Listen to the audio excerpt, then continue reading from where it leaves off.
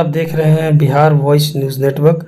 दानापुर विधानसभा सीट से 1995 में आरजेडी प्रमुख लालू प्रसाद जी भी चुनाव लड़ चुके हैं। इस सीट पर विजयी होने के बाद वे बिहार के सीएम बने थे। पाटलिपुत्र लोकसभा क्षेत्र में आने वाली दानापुर विधानसभा सीट बीजेपी के गढ़ के रूप में जाना जाता है, लेकिन 2020 के विधानसभा चुनाव में आरजेडी प्रत्याशी ऋतलाल यादव जी ने बीजेपी प्रत्याशी आशा देवी जी को पराजित कर यह सीट अपने नाम कर लिया। इस सीट पर 2 उपचुनाव समेत 17 चुनाव हुए हैं। इनमें 5 बार बीजेपी और कांग्रेस, 2 बार आरजेडी और जनता दल, जबकि 1 बार निर्दलीय संयुक्त सोशलिस्ट पार्टी और सोशलिस्ट पार्टी जीती है। जेडीयू के खाते में 1 बार भी यह सीट नहीं गई। इसी कड़ी में दानापुर विधानसभा से एक और नाम उभर कर सामने आ रहा है और वो नाम है रवि भूषण उर्फ बेला यादव जी का, जो दानापुर विधानसभा से इस बार चुनाव लड़ने जा रहे हैं। बातचीत के दौरान उन्होंने शिक्षा, स्वास्थ्य, रोजगार, महिलाओं को आत्मनिर्भर एवं महिलाओं की सुरक्षा को अपना प्रमुख मुद्दा बताया। आगे सुने बेला यादव जी ने क्या कुछ कहा। धन्यवाद। चुनाव जो है दानापुर से इस बार लड़ने का मन बनाया हुआ है। जी। तो इस पे आपकी क्या कुछ रणनीति, क्या कुछ अभी चल रहा है क्षेत्र में? यहाँ देखिए, क्षेत्र में अभी तो जो हम लोगों का चल रहा है, जो समस्या है क्षेत्र में, बहुत सारा समस्या है।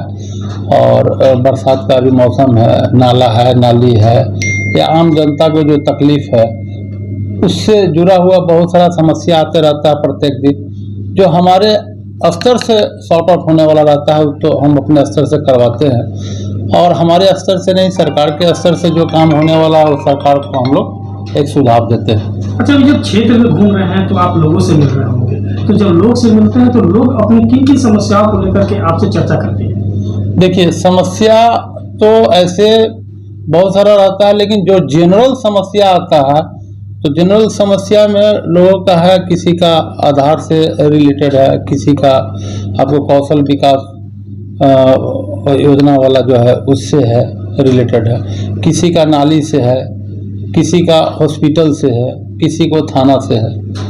तो समस्या तो इस तरह से छोटा समस्या होते रहता है। मेजर समस्या ऐसा कुछ नहीं है कि दानापुर में बहुत मेजर समस्या। अभी जो बरसात में है, मकान में पानी हिलना या पानी को निकासी करना, ये मेजर समस्या है। फिलहाल अभी जो है दानापुर की क्या स्थिति है आपके हिसाब से? तो दानापुर एक नए लोगों पर आस लगा के बैठा हुआ है। तो कोई नया चेहरा है, अच्छा चेहरा है, साफ सुथरा, जो दानापुर को समझे और दानापुर को एक सिस्टम से, जिसके पास विजन हो, प्लानिंग हो काम करने का, उस तरह का दानापुर के लोगों ने एक आस लगाए हुए।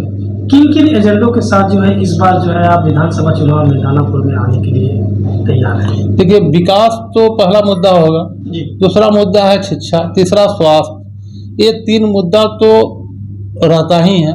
उसके अलावा भी बहुत सारे मुद्दे हैं जिसको हम लोग निदान करते हैं। जो मुद्दा सामने आता है उसको कोशिश करते हैं सॉल्व करने का। काफ़ी लोगों से मिलने के बाद दानापुर में लोगों का बस ये जो है कहना कि जब भी चुनाव आता है, चुनावी वादे आते हैं, सपने दिखाए जाते हैं और फिर लोग जो होते हैं जीतने के बाद उन्हें भूल जाते हैं। तो इस पर आप क्या कुछ कहें? देखिए, ये सही बात है। बहुत सारे इलेक्शन में देखिए, सरकार की तरफ से ऐसा नहीं होता है। ये क्षेत्र में अपने अपने प्रतिनिधि पे डिपेंड करता है। प्रतिनिधि कैसे हैं, तो दुर्भाग्य है हमारा दानापुर का कि अभी से नहीं, 1985 के बाद कोई अच्छा प्रतिनिधि दानापुर में नहीं मिला जो जनता के लिए सोचे, जमात के लिए सोचे कि हमको कैसे करना है, कैसे विकास करना है। क्योंकि शहर से, पटना से काफ़ी सटा हुआ दानापुर क्षेत्र है, जिसमें कुछ अर्बन क्षेत्र भी है और कुछ ग्रामीण क्षेत्र है। ग्रामीण में भी कुछ बहुत पिछड़ा क्षेत्र है जो दियारा क्षेत्र है, समझे। लेकिन कभी जीतने के बाद उन लोगों के पास कोई विजन ही नहीं है, शुरू से वो कोई प्लानिंग ही नहीं करते हैं कि हमको ये 5 साल में क्या क्या काम करना है ताकि एक ज़मीन पर दिखे, रोड मैप दिखे लोगों के बीच में, और उस हिसाब से डेवलपमेंट होना शुरू। लेकिन जीत जाने के बाद वो अपना विकास में ज़्यादा लग जाते हैं, जनता के विकास में कम रहते हैं। थोड़ा बहुत किए नहीं, उनकी मर्जी के ऊपर, अपना ही विकास में वो अपना जितना विकास हो। अभी तक तो यही देखा है मैंने, 85 से लेके अभी तक। क्या लग रहा है आपको कि अगर दानापुर में अगर जीत के आते हैं तो प्रथम 3 काम ऐसे बताएं जो आप अपने पहले काम करें? देखिए, पहला काम तो शिक्षा से है।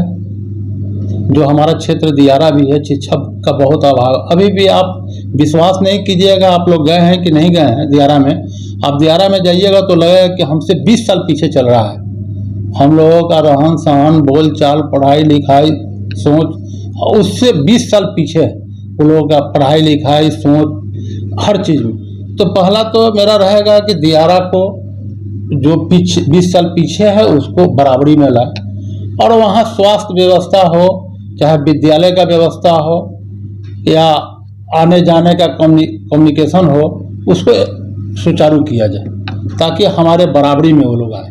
दूसरा व्यवस्था है कि कहीं पर हमारा बच्चे लोगों को खेलने के लिए दानापुर में कोई अच्छा पार्क नहीं है, अच्छा ग्राउंड नहीं है, जो बहुत ज़रूरी है फिटनेस के हिसाब से भी और मनोरंजन के हिसाब से भी। तो ये दूसरा मुद्दा हमारा उस पर रहेगा। तीसरा है कि हम वहाँ ऐसा डेवलपमेंट करें, ऐसा इंफ्रास्ट्रक्चर करें कि ताकि विकास हो तो रोजगार मिलेगा लोगों को, तो रोजगार जैसे बढ़ेगा तो क्राइम घटेगा, लोगों को उसके प्रति जागरूकता बढ़ेगी।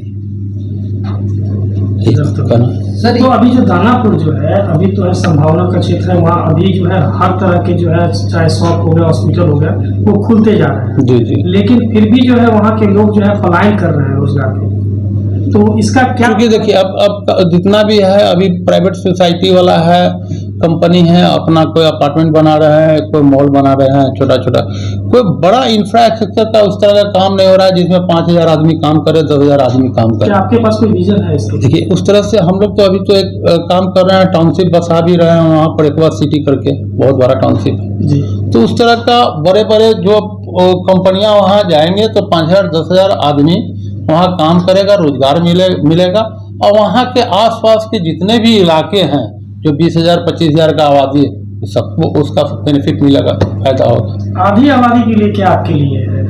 देखिए आधी आबादी को तो और बढ़ाना है और शिक्षित करना है। आधी आबादी जो हमारी माताएं हैं, बहनें हैं, या जो भी हैं रिलेशन में बच्चियां भी हैं, तो उनको तो प्राथमिकता देना ही है और उनको बराबरी में लाना है।